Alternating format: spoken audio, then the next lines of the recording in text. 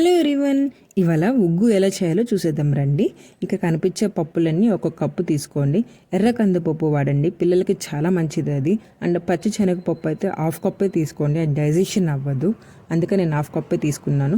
ఇంక వాష్ చేసుకోవాలి. అండ్ నేను రైస్ అయితే 4 టైమ్స్ తీసుకున్నాను. ఏ కప్ అయితే తీసుకున్నామో దానికి 4 టైమ్స్ రైస్ తీసుకొని సపరేట్గా వాష్ చేసి 4 అవర్స్ అయితే నానబెట్టుకోవాలి. ఆ తర్వాత డ్రైన్ చేసుకోండి వాటర్ ఏం లేకుండా.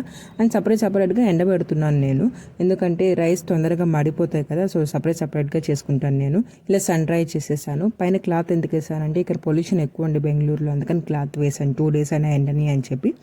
హాఫ్ రోస్ట్ అయిన తర్వాత జీలకర్ర వాము యాడ్ చేసుకొని పక్కన పెట్టుకొని చల్లారిపోయిన తర్వాత మిక్సీ చేసేసుకోండి. మళ్ళీ 8 జార్స్లో స్టోర్ చేసేసుకోండి. 1 month ఉంటుంది మీకు.